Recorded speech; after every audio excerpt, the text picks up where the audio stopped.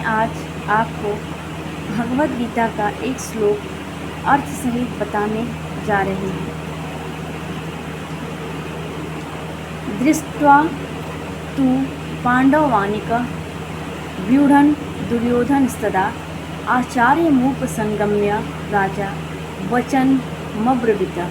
अर्थात संजय ने कहा, हे राजन, पांडव पुत्रों द्वारा सेना की व्यूह रचना देखकर राजा दुर्योधन अपने गुरु के पास गया और उसने ये शब्द कहे। तात्पर्य इसका ये है कि दुर्योधन जन्म से ही अंधा था। दुर्भाग्यवश वह आध्यात्मिक दृष्टि से भी वंचित था।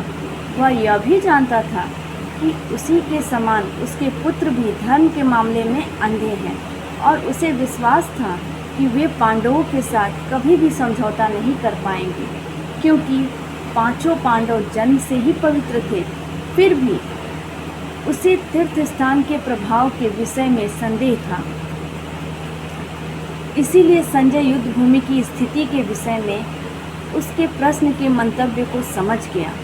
अतः वह निराश राजा को प्रोत्साहित करना चाह रहा था। उसने उसे विश्वास दिलाया कि उसके पुत्र पवित्र स्थान के प्रभाव में आकर किसी प्रकार का समझौता करने नहीं जा रहे हैं।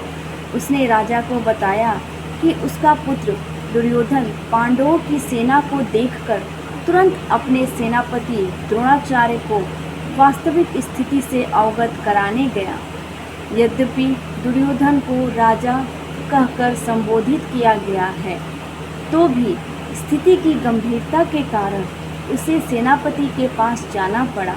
अतएव दुर्योधन राजनीतिज्ञ बनने के लिए सर्वथा उपयुक्त था, किंतु जब उसने पांडवों की व्यूह रचना देखी तो उसका यह कूटनीतिक व्यवहार उसके भय को छिपा ना पाया।